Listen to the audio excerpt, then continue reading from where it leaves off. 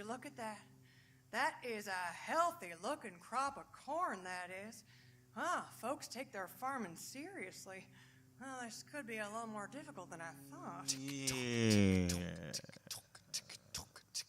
Meep, meep. Ka-dunk. Hi there. Is this the Pendergast farm? I'm really hoping it is. The only bit of inhabited property for the nearest 200 miles. I'm crossing my fingers here. How do you know my name? Oh, mystery solved. I'm Max Buford. We've been corresponding recently. Weren't me corresponded at you. Been the wife most like. I ain't touched a pencil in years. I want to ask why is that, but that conversation probably wouldn't be worth our while. Talk is a luxury I can't afford at the best of times, Miss Stranger. Crops need irrigating, chores need doing. Gotta finish gutting and cutting this cow, for instance. Couldn't help noticing that's a dairy cow you got there. Yeah, she were on her last legs, and we thought, well, just eat her. Waste not, want not. How'd you slaughter it? Looks like she's gone through a thresher. Something like that. You looking for a thing in particular, Miss Pants? I ain't got time to sit and jabber all day.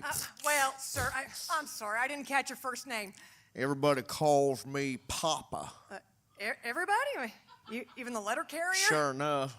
Even the UPS guy? He would. Even Jehovah's Witnesses? Oh, I don't talk to those people. All right, Papa Pendergast. My name's Mags, by the way.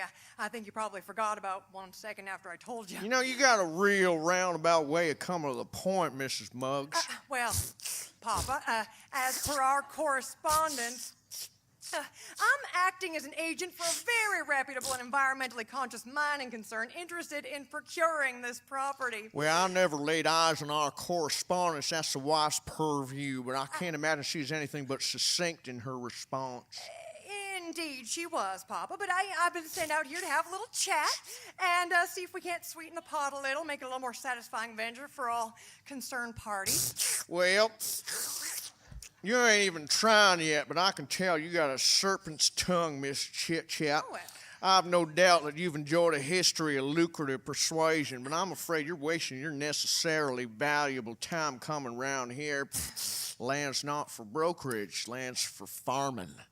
Papa Pendergast, you have found your perspicacity, and I have to say I'm suddenly delighted at the prospect of bartering with you. You're pushy as a bull on the make, Miss Longplay. Maybe we got off on the wrong foot here, Papa.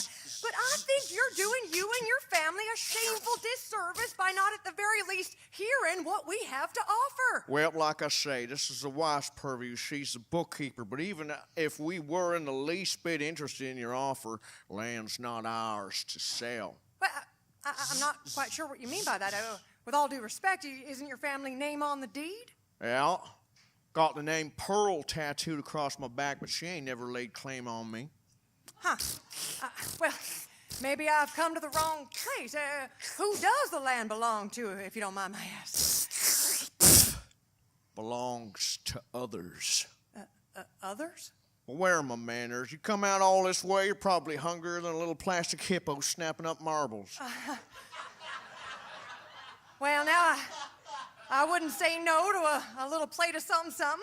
Kind of you to offer. We'll sit you down for dinner then. I best be getting at it anyhow. Go on round back to the bar. Imagine you'll find the wife there. I appreciate that very much, Papa. Well, go on then before you get any more of this bovine gore all over your fancy city shoes.